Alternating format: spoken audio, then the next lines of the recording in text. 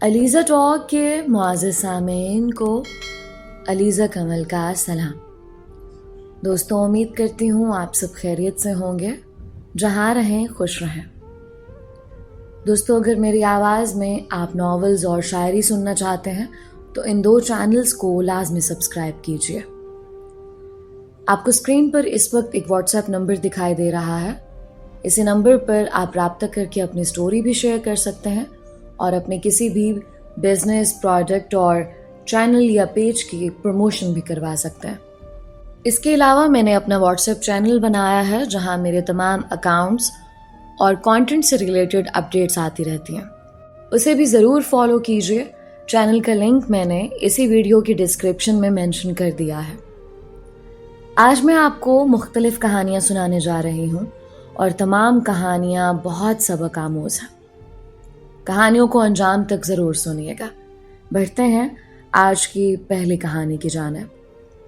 میری پیاری سہیلی کلثوم بہت دنوں بعد ملنے آئی تو میں نے پوچھا، اتنے دنوں بعد تم کو ہماری یاد کیسے آ گئے؟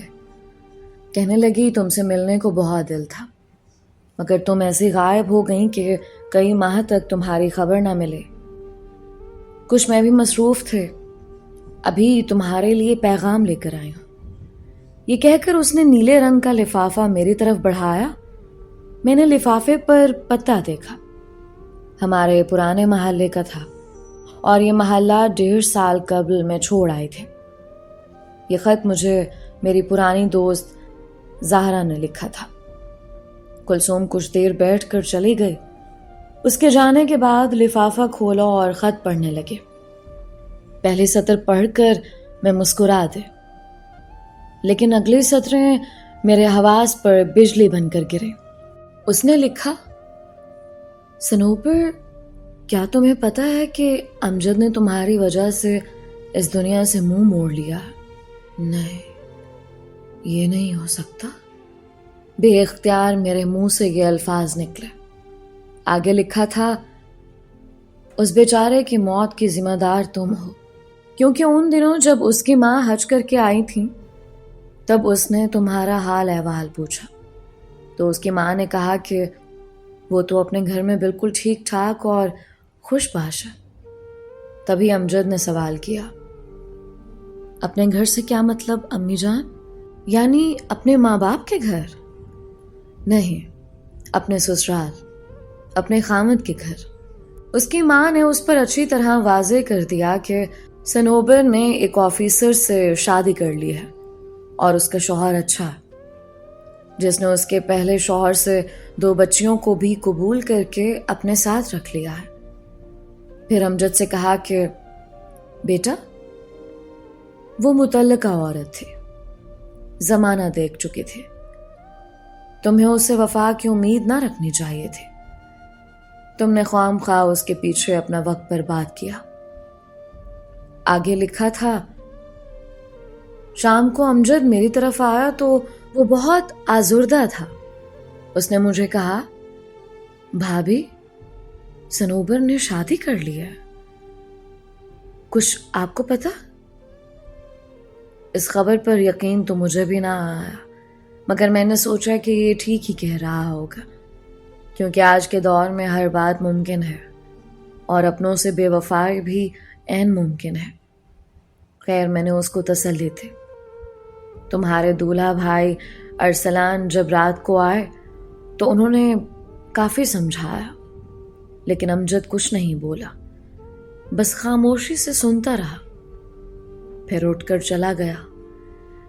سنوبر، امجد نے یہاں کسی لڑکی سے دوستی تو دور کی بات، کبھی نرمی سے بات بھی نہیں کی تھی۔ اگلے صبح جب ارسلان آفس جانے کے لیے تیار ہوئے تو فون کی گھنٹی بجے۔ میں نے فون ریسیو کیا۔ دوسری طرف خالہ جان تھی، وہ بہت گھبرائی ہوئی تھی۔ انہوں نے ارسلان کو بلایا تھا۔ وہ ناشتہ ادھورا چھوڑ کر چلے گئے۔ میں نے بچوں کو ناشتہ دیا اور برتن سمیٹنے لگی کہ ارسلان کا فون آ گیا۔ انہوں نے مجھے خالہ جان کی طرف آنے کو کہا اور تاکید کی کہ بچوں کو ساتھ نہ لاؤں بلکہ آیا کے پاس چھوڑا۔ میرے پوچھنے پر انہوں نے بتایا کہ امجد کا ہارٹ فیل ہو گیا ہے۔ میں نے بامشکل خود کو سنبھالا اور خالہ جان کے فلیٹ پر پہنچے۔ وہ پاگلوں کی طرح دیوار سے سر ٹکرا رہی تھی اور امجد بستر پر بے حس پڑا تھا۔ اس نے کوئی دوا کھائی اور مر چکا تھا۔ تبھی ارسلان نے ہسپتال میں دکھائے بغیر اپنے رشتہ دار ڈاکٹر سے ہارٹ فیل کی رپورٹ لکھوائی۔ ڈاکٹر نے ان پر اعتبار کر کے رپورٹ لکھ دی اور کہا یہاں قانون بہت سخت ہے۔ بہرحال پھر اس کو یہاں سعودی عرب ہی سپرد خاک کر دیا گیا۔ صنوبر، ہمیں پتہ ہے امجد کتنا اچھا انسان تھا۔ تمہاری پہلی شادی کی بھی اس نے بہت مخالفت کی تھی، اور اس مرتبہ تو تم نے خود اس سے شادی کا وعدہ کیا تھا۔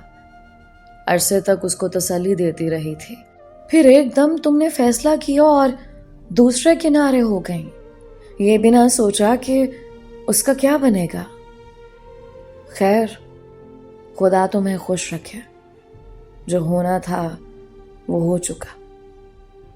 بہت سی دعائیں دوست تمہارے حق میں۔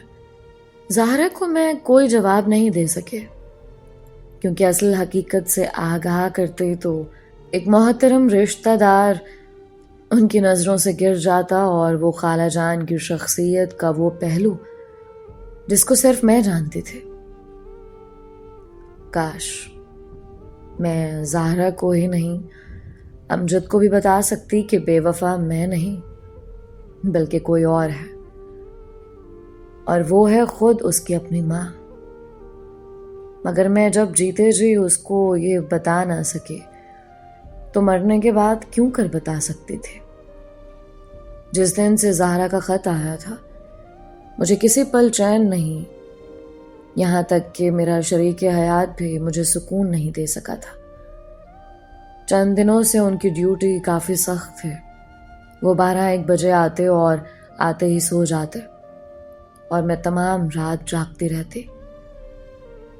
جو خود تھکا ہارا گھر آتا، بھلا وہ کیا جانے اس کے شریک حیات کس حال میں ہے، اس پر کیا گزرتی رہی ہے۔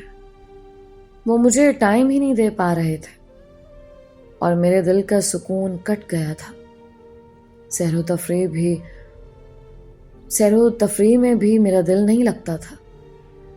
ماضی کا درد بہت ستانے لگا، تو قلم لے کر دل کی باتیں ایسے ہی لکھنے بیٹھ گئی، کیونکہ جب بات کہیں نہ جا سکے تو دل کا بوجھ بہت بڑھ جاتا ہے۔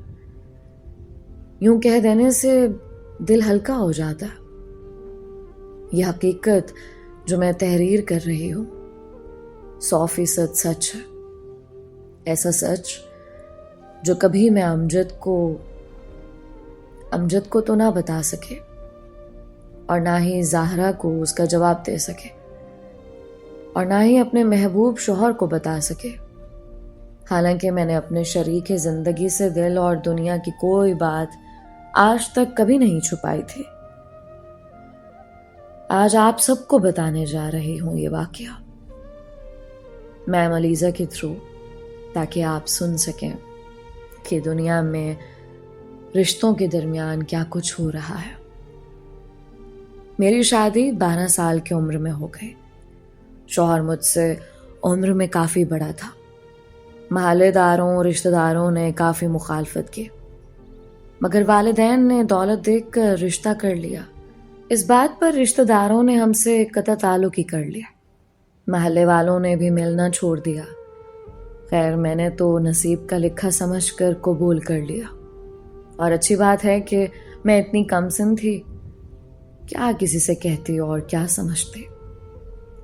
میری ایک سہیلی تھی جس کا نام عفت تھا۔ ہمارا آپس میں بہت پیار تھا، اور ایک دوسرے کے گھر آنا جانا بھی رہتا تھا۔ عفت کا بھائی امجد اکثر پڑھائی میں ہم دونوں کی مدد کرتا تھا۔ یوں میرا اور امجد کا روزانہ آمنا سامنا ہوتا تھا، کیونکہ ہمارے گھر پاس پاس تھے۔ مجھے خبر نہیں کہ امجد کے دل میں میرے لیے کیا جگہ تھے۔ میں نے کہا کہ میں تو کم سن تھی، گرد و پیش گرد و پیش سے بے خبر. لیکن جب میری شادی ہونے لگی تو امجد بہت مضطرب ہوا. اس نے اپنے گھر میں ہر ایک سے کہا کہ اس کے ماں باپ کو اس طرح سے یہ ظلم نہیں کرنا چاہیے. اس کے ماں باپ کو اس ظلم سے روکو. خدا را یہ شادی نہیں ہونی چاہیے. صنوبر ابھی کم عمر ہے اور وہ شخص 40 برس کا ہے. مگر امجد کی بھلا کون سنتا، جبکہ امی ابو نے میرے قریبی عزیزوں، خالہ، ماموں، چچا وغیرہ کی ایک نہ سنی اور میری شادی کر دی گئی. سال بھر بعد ایک بچی کی ماں بھی بن گئے. حالانکہ میں اس وقت خود اتنی چھوٹی تھی کہ اپنی بچی کو بھی اٹھانا مجھے نہیں آتا تھا. عفت سے اتنا پیار تھا کہ کچھ ہی دن بعد بچی کو لے کر ان کے گھر جا پہنچے. امجد بھی وہاں موجود تھا. اس نے میری بچی کو اٹھا لیا اور بہت پیار کیا. وہ دونوں مجھ سے کافی دیر باتیں کرتے رہے اور ساتھ ہی مذاق بھی کرتے رہے کہ ننھی منی اماں آ گئی. بھائی تمہاری بچی تو بہت پیاری ہے، اللہ میاں نے تم کو گڑیا دی ہے، اب اس سے کھیلا کرتی رہنا. اس طرح جب میں میکے آ کر عفت کے ہاں جاتی تو امجد بھی ملتا اور خوب باتیں شروع کر دیتا. ایک دن عفت اور میں نے چھانگا مانگا جانے کا پروگرام بنایا. ان دنوں آموں کا موسم تھا. ہم خوب سارے آم ساتھ لے گئے. برف کے کولر بھی بھر لیے تھے. امجد کو پتا تھا کہ مجھے آم بہت پسند ہیں.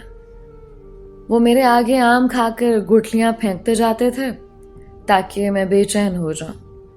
لیکن ہم سب ہنستے کھیلتے رہے اور مجھے اس بات کا اتنا برا نہ لگا. امجد کی چچا زاد بہن میری دوست بھی تھی. اس کی شادی اس کے تایا کے بیٹے ارسلان سے ہو گئی جو سعودی عرب میں ملازمت کرتا تھا. انہوں نے پہلے زہرا اور پھر امجد کو بھی وہاں بلوا لیا.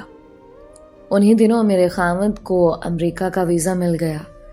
وہ کہنے لگا کیوں نہ وہاں پیر جما لوں، پھر تم کو بلا لوں گا. مجھے گھر میں کسی چیز کی کمی نہ تھی. ایک بچی کی ماں تھی اور دوبارہ امید سے بھی تھی.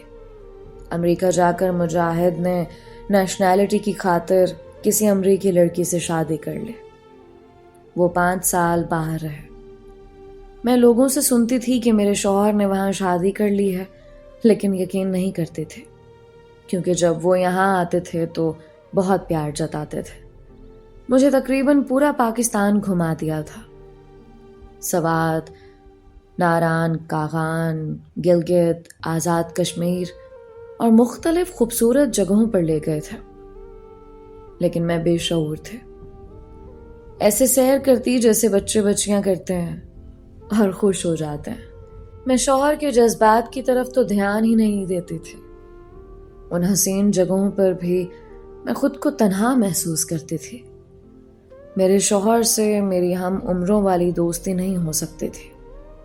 5 سال کے بعد جب میرے شوہر واپس آئے تو ہم کراچی شفٹ ہو گئے. 2 ماہ ساتھ رہے اور بالکل اچھی طرح رہنے لگے. لیکن جاتے ہوئے مجھے طلاق دے کر چلے گئے اور کہا کہ شاید میں پھر نہ آ سکوں. بچیاں بھی انہوں نے مجھے ہی دے دی. یہ میرے لیے بہت بڑا دھچکا تھا. اپنی بچیوں کی خاطر میں نے لاہور جا کر نوکری کر لی. صبح میں اسکول پڑھانے جاتی اور شام کو ہیئر پارلر میں کورس کرتی. پارلر میں جو میری استاد تھیں وہ امجد کی رشتہ دار خالہ بھی تھیں. ایک دن اچانک امجد اپنی خالہ سے ملنے آیا تو مجھ سے بھی ملاقات ہو گئی. میرا حال جان کر اسے بہت افسوس ہوا. وہ اس وقت تو چلا گیا لیکن گھر جا کر اپنی والدہ سے کہا کہ میں نے کہا تھا نا کہ اس بڈھے سے اس معصوم کی شادی نہ کرو. آخر وہی ہوا. دراصل وہ مجھ سے شادی کرنا چاہتا تھا. وہ تو پہلے بھی مجھ سے شادی کرنا چاہتا تھا لیکن اب جب کہ میں نامساعد حالات میں پوری طرح گھر چکی تھی اور 2 بچیوں کا بوجھ بھی میرے کندھے پر تھا تو اس نے مجھے حالات کے اس مشکل دور سے نکالنے کی ٹھان لی۔ امجد نے اپنی والدہ سے منت کی کہ میں صنوبر سے شادی کرنا چاہتا ہوں، آپ رشتہ لے کر جائیے۔ مجھے تو ان باتوں کا بالکل پتہ نہیں تھا، اور نہ ہی کبھی عفت نے کوئی اشارہ دیا تھا۔ میں نے بھی کبھی امجد کے بارے میں نہیں سوچا تھا۔ ان دنوں میں بہت خوبصورت تھے۔ جب امجد نے ماں سے کہا، وہ نہ صرف خفا ہو گئیں بلکہ بیٹے کی ضد کی وجہ سے مجبور بھی ہو گئیں اور میرے پاس آئیں۔ پہلے تو انہوں نے مجھ سے طنزیہ باتیں کی، لیکن جب میں نے اپنے بچوں کی قسم کھا کر یقین دلایا کہ میں امجد کو ہمیشہ بھائی جیسا سمجھتی رہی ہوں اور کبھی ان کے لیے میرے دل میں ایسا ویسا خیال نہیں آیا، اب اگر وہ مجھ سے شادی کرنا چاہتا ہے تو اس میں میرا کیا قصور؟ میں نے یہ بھی کہا کہ میں نہ ہی امجد سے شادی کرنا چاہتی ہوں اور نہ محبت کے چکر میں پڑنا چاہتی ہوں۔ میں 2 بچیوں کی ماں ہوں اور مجھے زیب نہیں دیتا کہ آپ کے کنوارے بیٹے سے شادی کی آرزو کروں۔ میری باتوں میں چونکہ سچائی تھی، امجد کی والدہ کو یقین کرنا پڑا۔ پھر وہ بولی، امجد اس وقت مجھ سے بہت اکھڑا ہوا ہے۔ اگر تم نے انکار کیا تو وہ واپس سعودی عرب نہیں جائے گا اور ہم سب تباہ ہو جائیں گے، اس کی نوکری بھی چھن جائے گی۔ لہٰذا تم میرا ساتھ دو اور ہمیں تباہی سے بچانے کے لیے تھوڑا جھوٹ بول دو۔ تم ایسا کرو، امجد سے کہہ دو کہ میں 2 سال تک تم سے شادی نہیں کر سکتے، تاکہ 2 سال تک تم خوب کما لو، پھر میں تم سے شادی کروں گی۔ وہ مجھے اپنے گھر لے گئیں اور جو انہوں نے مجھے سکھایا، عفت اور ان کی خاطر میں نے امجد کے سامنے وہی بات کہہ دی کہ تم وہاں جا کر کام کرو، ابھی میں تم سے شادی نہیں کر سکتے، 2 سال بعد کروں گے۔ پھر امجد نے پوچھا، کیا تم مجھے خط لکھو گے؟ تو میں نے کہا، نہیں، مجھے خط لکھنا اچھا نہیں لگتا، اس لیے میں خط نہیں لکھوں گی۔ تم بھی مجھے خط نہ لکھنا، ہاں اپنی امی کے خط میں میرے لیے جو چاہو لکھ دینا، اور میرا حال احوال ان سے پوچھ لیا کرنا۔ امجد کی ماں چونکہ درمیان میں موجود تھی، اس لیے اس کو میری باتوں پر یقین آ گیا اور وہ کمانے کے لیے چلا گیا۔ اب اس کا جو بھی خط آتا، اس میں میری اور اس کے درمیان کے تعلقات کا ذکر ضرور ہوتا۔ اس نے وہاں سے میرے لیے کچھ تحفے بھی بھجوائے، لیکن میں نے ان کا کوئی جواب نہیں دیا۔ خیر، میں اپنی دوست کے ہاں رہنے لگے، کیونکہ اس کی والدہ مجھے ہیئر پارلر کا کورس کرواتی تھیں اور یہ بیوٹی پارلر ان کا اپنا تھا۔ ایک دن مہوش میرے پاس آئے، وہ بہت پریشان تھے اور مجھ سے پوچھنے لگی، صنوبر، کیا تم میرے ساتھ ایک جگہ چلو گی؟ میں نے جواب دیا، کیوں نہیں، بتاؤ کہاں ساتھ جانا ہے۔ تب اس نے بتایا کہ اس کا بھائی انور پکڑا گیا ہے، اسے چھڑوانا ہے۔ مہوش کا ایک ہی بھائی تھا اور اس کا باپ فوت ہو چکا تھا۔ اس دن میں نے چھٹی کی اور مہوش کے ساتھ اس کے بھائی کو چھڑانے کے لیے بھاگ دوڑ کرنے لگے۔ شام تک کوئی نہ آیا تو ہم دونوں خود ہی ہمت کر کے تھانے چلی گئیں۔ جب ہم محرر کے آفس پہنچیں تو وہاں ایک خوبصورت نوجوان محرر کی سیٹ پر بیٹھا تھا۔ اس نے دریافت کیا کہ ہم یہاں کیسے اور کیوں آئے ہیں۔ ہم نے اسے رودات سنائی اور مہوش رونے لگے۔ اس نے ہمیں بتایا کہ انور جیل میں ہے، صبح آ کر FIR کی کاپی لے جاؤ۔ ہم دوسرے دن FIR لینے گئے تو پتہ چلا کہ پرچہ اسی نوجوان نے کاٹ رکھا تھا جس کا نام ایاز تھا۔ انور کو اسی نے بے گناہ پکڑوایا تھا۔ اس لیے ہم نے اس سے کہا کہ محترم، اب ہمارے بھائی کو آپ خود ہی چھڑا کر دیں۔ ہماری حالت کو مد نظر رکھتے ہوئے اس نے ہماری مدد کا وعدہ کیا۔ چند دنوں کے اندر اندر اس نے مہوش کے بھائی کو چھڑا دیا۔ ہم نے اس کا بہت شکریہ ادا کیا، لیکن انور تو چھوٹ گیا اور ہم دونوں بری طرح پھنس گئے، یعنی ایاز کے جال میں۔ میں اس کو پسند آ گئی تھی اور وہ بھی مجھے اچھا لگا۔ اسے جان چھڑانا مشکل ہو گیا۔ وہ کہتا تھا، تم مجھ سے شادی کر لو، میرے دل کو سکون مل جائے گا اور تمہارا بھی گھر بس جائے گا۔ میں نے امی جان سے ذکر کیا تو انہوں نے کہا کہ اگر وہ تمہاری بچیوں کو تمہارے ساتھ رہنے دے اور ان کو باپ کی شفقت دینے پر راضی ہو تو اس رشتے پر غور کرنے میں کیا حرج ہے؟ تم نے شادی تو بہرحال کرنی ہی ہے، تمام عمر ایسے کیوں کر گزارو گے؟ امی ابو سے اجازت ملی تو ایاز اپنی والدہ کے ساتھ ہمارے گھر آیا۔ میرے والدین نے اس کو قبول کر لیا، اور کیونکہ ہم نے اس کو تمام حالات سے آگاہ کر دیا تھا اور وہ پھر بھی مجھے اپنا بنانا چاہتا تھا۔ شادی کے بعد ایاز نے مجھے بہت پیار دیا۔ وہ واقعی مجھے دل سے پسند کرتا تھا۔ میری دعاؤں اور باتوں کو وہ پورا کرتا تھا۔ پھر مجھے اپنے گاؤں بھی لے گیا۔ اس کے بھائی، رشتہ دار اور لوگ بہت اچھے تھے۔ انہوں نے بھی مجھے دل سے قبول کیا اور گرم جوشی سے پذیرائی کی، حالانکہ میں مطلقہ اور 2 بچوں کی ماں تھی۔ پھر بھی ایاز نے ہر طرح سے میرا ساتھ دیا۔ محبت ہو تو گھر بس جاتا ہے، زندگی جنت بن جاتی ہے۔ وہ تو میری دعاؤں اور تکلیف پر کرہا اٹھتا تھا۔ شادی کے بعد اس نے مجھے اپنا ہیئر پارلر کھولنے کی اجازت دی اور اس کے لیے سرمایہ بھی فراہم کیا تاکہ میں اپنے شوق کے کام میں مصروف رہوں۔ یہ تھی میری زندگی کی کہانی۔ آپ نے اس میں کیا مجھے غلط پایا ہے؟ اگر میں مجرم ٹھہرتی ہوں تو کس موڑ پر؟ حقیقت یہ ہے کہ مجرم خود امجد کی اپنی ماں ہے، جس نے مجھے جھوٹ بولنے پر مجبور کیا۔ اپنے بیٹے کو دھوکہ خود اس نے دیا۔ وہ 1.5 برس تک اپنے بیٹے سے جھوٹ بولتی رہی اور وہ سادہ لو بڑے یقین کے ساتھ مجھ سے محبت کرتا رہا، آس لگائے رہا، اور جب اس کا یقین ٹوٹا تو وہ اندر سے ٹوٹ کر اتنا کھوکھلا ہو گیا کہ اس کے لیے جینا دشوار ہو گیا۔ تب ہی اس نے مایوس ہو کر خودکشی کر لی۔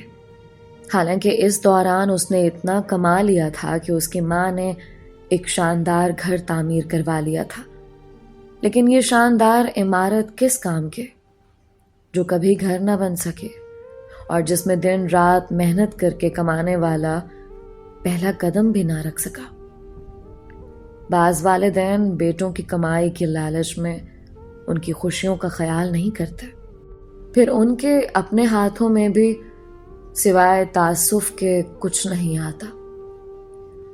دوستو، یہ تھی امجد اور کلثوم کی کہانی۔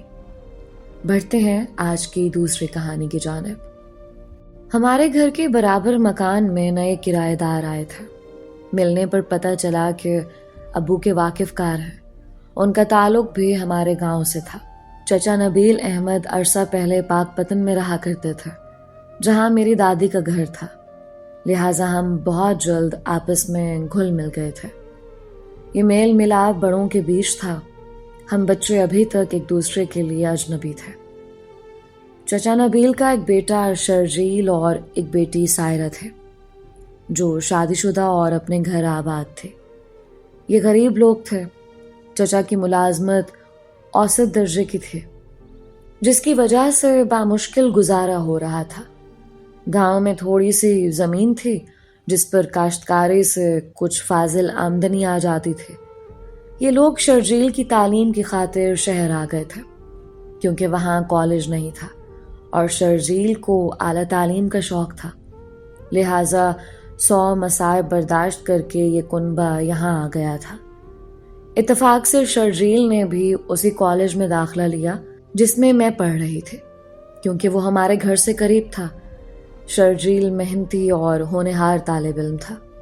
وہ کلاس میں اول پوزیشن لینے لگا۔ جب کوئی لڑکا خوبرو اور پڑھائی میں بھی ہوشیار ہو تو لا محالہ کالج میں مقبول ہو جاتا ہے۔ ایک دن کالج کی لائبریری میں میری اس سے ملاقات ہو گئی، کیونکہ ہم دونوں کے مضامین مشترک تھے۔ میں الماری کے پاس ایک کتاب تلاش کر رہی تھی، وہاں کتاب نہ ملے۔ تبھی میری نظر شرجیل پر پڑی تو وہ اسی کتاب کا مطالعہ کر رہا تھا۔ میں نے کہا، پلیز 1 منٹ کے لیے مجھے یہ کتاب دکھا دیں۔ اس نے اترا کر کہا، یہ فلسفے کی کتاب ہے، جبکہ آج کل کی لڑکیاں سوشل قسم کی کہانیاں پڑھتی ہیں۔ آپ اتنی خشک اور سنجیدہ کتاب کیوں ڈھونڈ رہی ہیں؟ مجھے اس کا جواب برا لگا۔ میں نے کہا، کیوں؟ آپ کو کوئی اعتراض ہے؟ چلیں میں نہیں پڑھتی، اپنا مضمون تبدیل کر لیتی ہوں۔ نہیں، میرا یہ مطلب نہیں تھا، آپ تو برا مان گئی ہیں۔ یہ لیجیے۔ اس نے کتاب میرے آگے کر دی۔ آپ پڑھیے، میں بعد میں پڑھ لوں گا۔ ویسے بھی آپ ہماری پڑوسی ہیں اور پڑوسیوں کے بڑے حقوق ہوتے ہیں۔ شکریہ۔ مجھے اس کی باتیں ناگوار گزر رہی تھیں، لیکن وہ چونکہ گاؤں سے آیا تھا اس لیے میں نے اس کے طرز عمل کو نظر انداز کر دیا۔ بس اس قدر کہا کہ واقعی لوگ آپ کو ٹھیک مغرور کہتے ہیں۔ ایسی بات نہیں، میں قطعی مغرور نہیں ہوں، مگر ان لڑکیوں کو لفٹ نہیں کرواتا جو خواہ خواہ باتیں کر کے میرا قیمتی وقت ضائع کرنا چاہتی ہیں۔ مجھے صرف اپنی پڑھائی سے دلچسپی ہے۔ وہ تو آپ صورت سے ہی پڑھاکو لگ رہے ہیں، میں نے طنزیہ کہا، مگر وہ طنز نہ سمجھا اور خوش ہو کر بولا، آپ ہمیشہ مجھے لائبریری میں پائیں گی، میں واقعی پڑھاکو ہوں۔ اس بات پر میں دل ہی دل میں ہنسی، لیکن سوچا کہ یہ تو ہے ہی پینڈو، کوئی بات سمجھتا ہی نہیں۔ لیکن آگے چل کر اس نے ثابت کر دیا کہ وہ واقعی پڑھاکو ہے۔ کئی لڑکیوں نے اسے متوجہ کرنے کی کوشش کی، لیکن اس نے اپنا دھیان صرف پڑھائی میں لگائے رکھا۔ اسی لیے تمام لڑکوں نے اسے مغرور اور خود پسند قرار دیا تھا۔ پہلے دن تو اس نے مجھے متاثر نہ کیا، لیکن وقت گزرنے کے ساتھ ساتھ مجھے اس میں کشش محسوس ہونے لگے، کیونکہ میں خود بھی پڑھاکو قسم کی تھی اور میرا ہر خالی پیریڈ لائبریری میں گزرتا تھا۔ اب اکثر ہمارا آمنا سامنا ہونے لگا۔ رفتہ رفتہ ہم اپنے مضمون کے بارے میں باتیں کرنے لگے۔ میں اس سے ایک کلاس آگے تھی، وہ کبھی کبھی میری کلاس میں آ جاتا اور جب مجھے اس سے نوٹس یا رجسٹر واپس لینا ہوتا تو میں اس کی کلاس میں چلی جاتی۔ ایک دن ہم کچھ کلاس فیلوز اکٹھی بیٹھی تھیں کہ زاہدہ نے کہا، ہنا کیا بات ہے، آج کل شرجیل صاحب تمہاری کلاس کے بڑے چکر لگا رہے ہیں۔ اس پر تمام لڑکیاں ہنس پڑیں اور میں چپ رہ گئی۔ ایک دن میں لائبریری گئی، شرجیل وہیں بیٹھا تھا، کتاب آگے کھلی تھی اور وہ سوچ میں گم تھا۔ میں نے کہا، کیا بات ہے شرجیل، آج تم گمسم بیٹھے ہو؟ کہنے لگا، امی کچھ دنوں سے بیمار تھے اور اب ان پر فالج کا حملہ ہو گیا ہے، وہ معذور ہو گئی ہیں۔ جب وہ ٹھیک تھیں تو میں ان سے بہت پیار کرتا تھا، لیکن اب کچھ دنوں سے وہ مجھ کو ایک بوجھ لگنے لگے ہیں۔ یہ میں تمہیں اپنے دل کی بات بتا رہا ہوں اور اسی سوچ میں ہوں کہ آخر ایسا کیوں ہے؟ میری محسوسات نے یہ رنگ کیسے اختیار کر لیا؟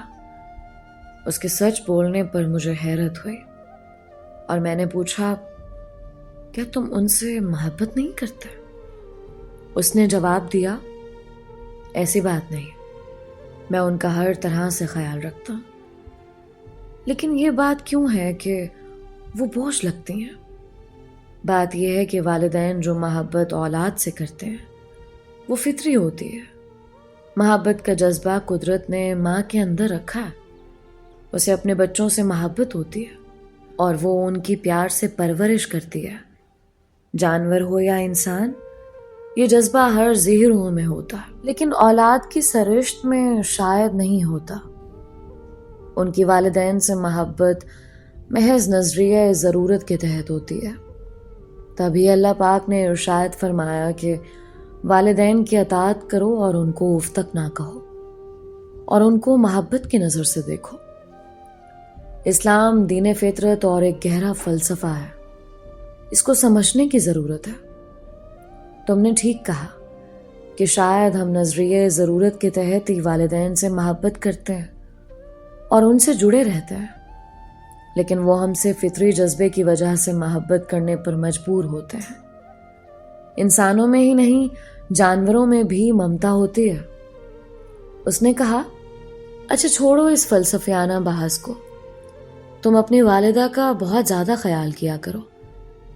میں بہت خیال کرتا ہوں۔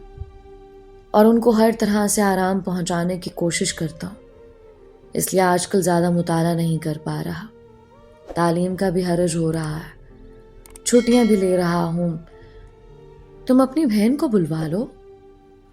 اسے بلوایا، وہ آنے کی کوشش میں ہے. دراصل وہ شادی شدہ ہے اور سمندر پار اپنے شوہر اور بچوں کے ہمراہ رہتی ہے.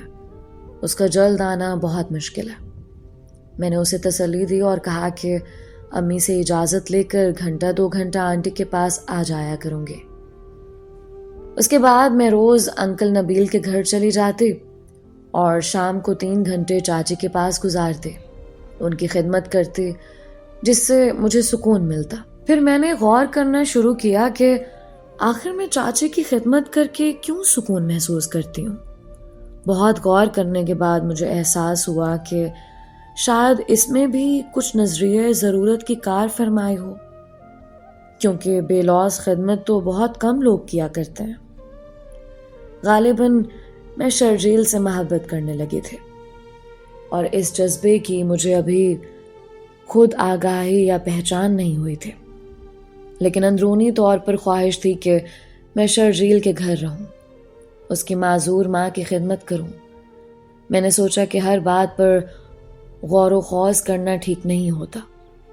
اس طرح انسان کا اندر کھل کر سامنے آ جاتا ہے، اور جب بات سمجھ میں آ جائے تو لطف احساس بھی ختم ہو جاتا ہے. آدمی طمع کا بندہ ہے. یہ چہرہ خوبصورت جذبوں کے نقابوں میں ہی چھپا رہے تو اچھا ہے. اب شرجیل کالج میں میرا بہت خیال رکھنے لگا تھا. لڑکیاں سوال کرتی، سچ بتا تو ہے نا، تم نے اس پتھر دل پر کیا جادو کر دیا ہے جو وہ موم ہو گیا؟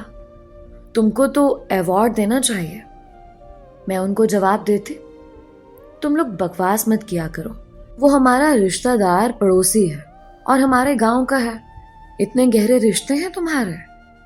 واقعی پھر تو کچھ نہ کچھ ہو کر رہے گا. میں نے ان لڑکیوں کی باتوں کا برا نہ مانا، کیونکہ ان کی عادت تھی ہر کسی کو تنگ کرنا، لیکن میں شرجیل کے مسئلے پر سنجیدہ تھے. امی بھی کچھ سوچ رہی تھی. وہ ویسے ہی اتنا اچھا تھا. امی ہر 2-3 دن چاچی کو پوچھنے جانے لگے. ہم ان کی مقدور بھر خدمت کرتے. ابو کی چاچا نبیل سے دوستی تھی. وہ اکثر ہماری بیٹھک میں آ بیٹھتے، کافی پیتے اور دیر تک ابو سے باتیں کرتے. ابو کو ان کی شرافت اچھی لگتی تھی. پھر گاؤں سے جان پہچان بھی تھے، اس لیے گھر جیسی بات تھی. وہ اکثر کھانا ہمارے گھر کا کھا لیا کرتے تھے. جب میں چاچی کے پاس بیٹھی ہوتی تو وہ خاموش ہو جاتی اور اشارے سے کہتی کہ میں شرجیل کے لیے تمہارے جیسی لڑکی چاہتی ہوں. خدا کرے تم ہی اس گھر کی بہو بنو. چاچی کی باتوں سے میرے دل میں پھول کھل جاتے تھے. جب وہ زیادہ بیمار ہوئیں تو انہوں نے اپنے خامد سے کہا کہ ہنا کا رشتہ شرجیل کے لیے مانگ لو تاکہ میں اس کی شادی کی خوشی دیکھ سکوں. چاچا نے ابو سے بات کی مگر وہ خاموش ہو گئے اور امی سے کہا یہ جوڑ نہیں بنتا. وہ لوگ سفید پوش ہیں، ہماری بیٹی کو اس گھر سے کیا سکھ ملے گا؟ میں اس کی شادی امیر گھرانے میں کروں گا. امی نے مجھے بتایا تو میں رونے لگی اور ماں سے کہہ دیا مجھے شرجیل اور اس کا گھرانہ پسند ہے، مجھے شادی یہیں کرنی ہے. آپ ابو کو بتا دیجیے اگر انہوں نے کہیں اور میرا رشتہ کیا تو میں وہاں شادی نہیں کروں گی. امی کے سمجھانے پر ابو نے نیم رضامندی ظاہر کر دی. تاہم میں اور شرجیل بہت خوش تھے. ابو کی شرط تھی کہ یہ گریجویشن مکمل کر لیں تو منگنی کی رسم ہوگی، اور جب شرجیل کمانے لگا تب شادی ہوگی. جب رشتے کے لیے ہاں ہو گئی تو شرجیل اور زیادہ محنت سے پڑھنے لگا. اس کی پھوپھو بھی سیال کوٹ سے آ گئیں اور ان کا گھر سنبھال لیا. ہمارے پیپرز ہو رہے تھے کہ چاچی فوت ہو گئیں. شرجیل تو جیسے بکھر کر رہ گیا تھا. اگر میں اور اس کی پھوپھو اس کو نہ سنبھالتے تو شاید وہ پیپر بھی نہ دیتا. خیر امتحان ہو گئے اور وہ پاس ہو گیا، مگر والدہ کی وفات کی وجہ سے پوزیشن نہ لا سکا. اس واقعے کے سال بعد شرجیل کے والد نے ابو سے کہا بیٹے کی ملازمت ہو گئی ہے، اگرچہ معمولی ملازمت ہے، تاہم اچھی نوکری بھی مل جائے گی جب ذرا تجربہ ہو جائے گا، لیکن ہمارا گھر بالکل سونا ہو گیا ہے اور میں چاہتا ہوں کہ اب بہو گھر میں آ جائے۔ ابو نے جواب دیا آپ شادی کی تیاری کیجئے، لیکن مجھے ضروری کام سے لندن جانا ہے، میں وہاں چند دن قیام کروں گا اور واپس آ کر شادی کی تاریخ رکھ دیں گے۔ جب ابو لندن جانے لگے تو مجھے کہا تم ساتھ چلنا چاہو تو چلو، تم بھی لندن دیکھ لو اور اپنے تایا چچا سے مل لو، پھر جانے تمہیں ایسی سیر کا موقع ملے یا نہ ملے۔ میرا بھی دل للچا گیا کہ ابو لے جا رہے ہیں تو چلی جاؤں، شادی کے بعد کب جا سکوں گی۔ میں نے حامی بھر لی اور والد کے ساتھ لندن جانے کی تیاری کر لی۔ انہوں نے چند دنوں میں ویزے کا بندوبست کر لیا۔ جانے سے پہلے میں شرجیل سے ملی۔ اس نے کہا ہنا تم مت جاؤ، یہاں میرا دل نہیں لگے گا۔ جانے کیوں میرے دل میں اندیشے پیدا ہو رہے ہیں۔ شرجیل تم بہت وہمی ہو۔ ارے بھائی چند دن کی تو بات ہے، مجھے سیر کر لینے دو، پھر آتے ہی ہماری شادی ہو جائے گی۔ لندن سے تم کو خط لکھ دوں گی، فون بھی کروں گی۔ جب میں لندن پہنچی تو اپنے رشتہ داروں کی دھن دولت دیکھ کر ہی میری آنکھیں کھل گئیں۔ میرا چچا زاد فرحان مجھ پر فریفتہ ہو گیا اور اس نے اپنے والدین سے کہا کہ میں ہنا سے شادی کروں گا، آپ اسے اب پاکستان واپس جانے نہ دیجیے گا ورنہ میں جان دے دوں گا۔ مجھے بھی وہ بہت اچھا لگا۔ اسے دیکھ کے سوچا کہ یہی تو میرے لیے بنا ہے۔ شرجیل اس کے سامنے کچھ بھی نہ تھا۔ واقعی ابو ٹھیک کہتے تھے کہ مخمل میں ٹاٹ کا پیوند نہیں لگاتے۔ وہ تو میرے لیے کسی تو اور موضوع نہیں تھا۔ اب مجھے احساس ہوا کہ مجھے اس سے محبت نہیں تھی، شاید تنہائی کے احساس نے مجھے اس کے ساتھ جوڑ دیا تھا۔ ابو نے مجھ سے پوچھا بیٹی تمہارا کیا ارادہ؟ یہ لوگ تم پر 100 جان سے فدا ہو رہے ہیں اور میرا بھی یہی خیال ہے کہ تم شرجیل کا خیال چھوڑ دو، تمہارے لیے فرحان کا رشتہ زیادہ بہتر ہے۔ میں نے جواب دیا ابو آپ کی مرضی، مجھے آپ کی خوشی عزیز ہے۔ یوں میری شادی اپنے چچا کے بیٹے فرحان سے ہو گئی۔ ادھر شرجیل بہت پریشان تھا۔ مجھے لندن آئے 1 ماہ سے زیادہ ہو چکا تھا۔ میں نے ایک بار بھی اسے خط نہیں لکھا اور نہ فون کیا۔ آخر ایک روز اسے فون کرنا ہی پڑا کیونکہ امی نے ہدایت کی تھی کہ اس کو صحیح صورتحال بتا دی جائے۔ اس نے ریسیور اٹھایا تو میں نے کہا شرجیل ابو نے انگلینڈ میں اپنے بھتیجے سے میری شادی کروا دی ہے۔ اس کی آواز جو میری آواز سن کر کھل گئی تھی اسی لمحے ختم ہو گئی۔ ہنا کیا یہ تم کیا بول رہی ہو؟ تمہیں کیا ہو گیا ہے؟ مجھے کس بات کی سزا دے رہی ہو؟ میں نے اپنی طرف سے بات بنائی۔ مجھے علم نہیں تھا کہ غریب لڑکے اپنی غربت کو دور کرنے کے لیے امیر لڑکیوں کو ورغلا کر ان کی دولت پر نظر رکھتے ہیں۔ یہ ایسا جملہ تھا جس نے شرجیل کا دل چیر کر رکھ دیا اور اس نے فون رکھ دیا۔ اس کے بعد اس نے مجھے کبھی فون نہ کیا اور نہ ہی رابطہ کیا، بلکہ ان لوگوں نے اپنا گھر بھی بدل دیا۔ مجھے اقرار ہے کہ میں نے اچھا نہیں کیا، لیکن شرجیل کو جواب دیکھ کر مجھے کوئی اذیت نہیں ہوئی، جس کی وجہ سے میں نے سمجھ لیا کہ مجھے اس سے محبت نہیں تھی، اس لیے اسے چھوڑنے میں آسانی ہوئی۔ آپ اسے دھوکہ کہہ سکتے ہیں، لیکن میں یہی کہوں گی کہ ہر انسان کو اپنی زندگی بہتر بنانے کا حق ہے۔